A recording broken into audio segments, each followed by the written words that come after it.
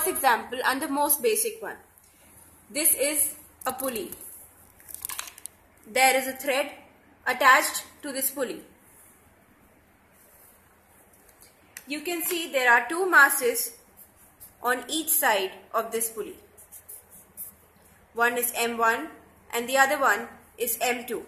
Now, if I pull this mass down by say X centimeter, because this length of the string is constant, this mass will go up and the displacement will be equal.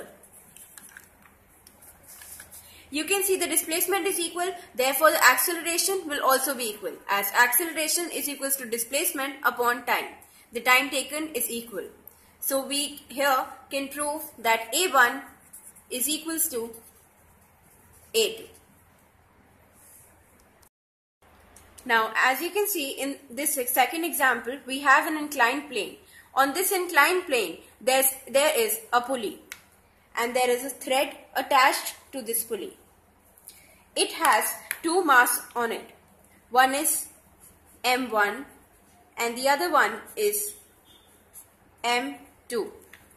Now you must have noticed that it's kind of the same like in the first example. Now if I push this mass up by X centimeter, this mass will go down by X centimeter, and therefore again the acceleration is equal. Now I will show you the both examples practically.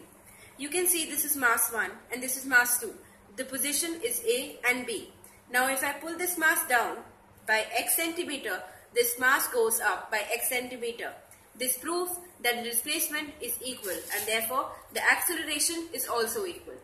Now on an inclined plane,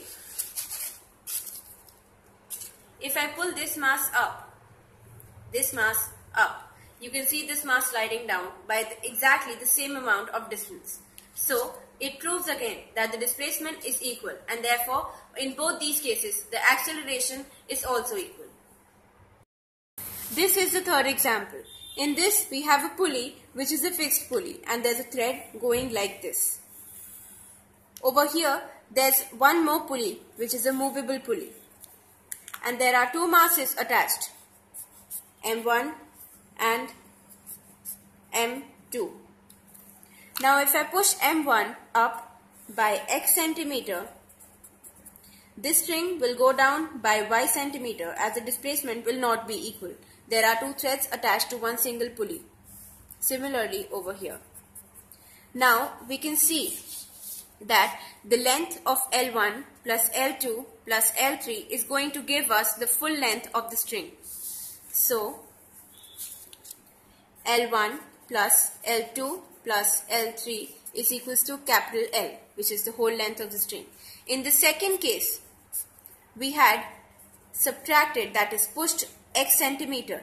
So it's going to be L1 minus X plus L2 plus Y plus L3 plus Y is equals to capital L. Now, from this equation, we can make out that L1 plus L2 plus L3 is equals to L1 minus X plus L2 plus Y plus L3 plus Y. L1, L2 and L3 gets cancelled out. We get 2Y minus X is equals to 0, which gives us that the displacement of mass M1 is 2 times the displacement of mass M2. And as we know that acceleration is equals to velocity upon time, and velocity is equals to displacement upon time, acceleration is also related like this. So that makes it A1, A2, A1 is equals to 2A2. This was the first method. Now in the second method,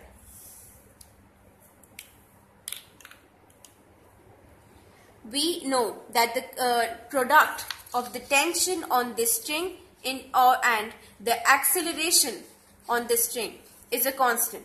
So T into A1 is equals to constant. And similarly, in this pulley, the tension of this string and this string is equal. So 2T into A2 is equals to constant.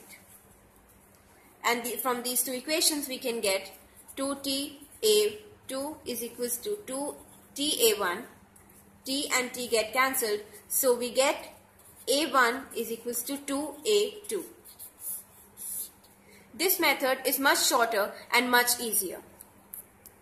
Now I'm going to start with example 4. This is the difficult one. But this will also help you to solve many difficult problems.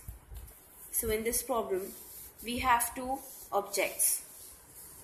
This is object A and this is object B.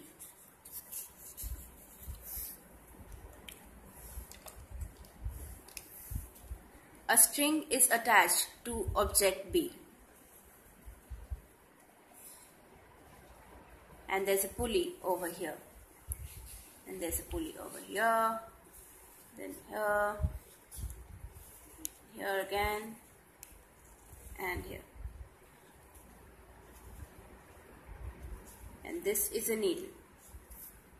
So block A is connected to 3 pulleys and block B is connected to 2.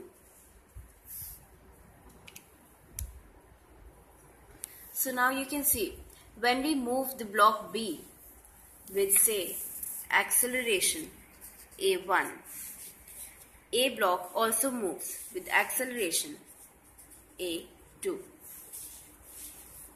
In this, we know that the tension of the whole string is a constant. So we can take out that the number of strings that are in contact with the block B are 5. So 5 into T acceleration into A1 is equals to constant. And over here 1, 2, 3, 4, 5, 6 are there. So 6 into T into A2 is equals to constant. This implies 6Ta2 is equals to 5Ta1. T and T get cancelled, so we get 5 by 6 times of A1 is equals to A2. This was the second method. Now, do you want to do the first method?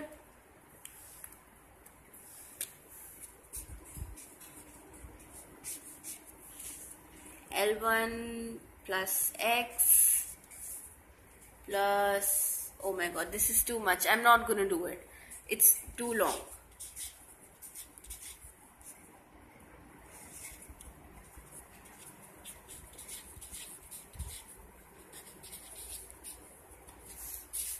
That is why I prefer this method. I can use this method in any problem with any number of pulleys. So it's going to help me a lot. And not only this method also helps me in actually determining the force as force minus 5T is equals to M1 into A1 and 6T is equals to M2 into A2. By these three equations, I can actually take out the value of force, the value of mass, and the value of acceleration if tension is provided to us. I hope you understood it, but I think you would better understand it with a model. This is a model in which you can consider this to be the object B and this object A. So now, when the object B moves forward, object A also moves forward, but with a certain velocity. There are how many strings attached to object B? 1, 2, 3, 4, 5. 5 are there, so the total tension will be 5T on the strings of this block. So it would be the resultant of the product of acceleration and retention will be 5ta1, and over here there are 6, so the product is going to be 6ta2, and henceforth we can get this result by further calculating. I hope you understood it. Thank you.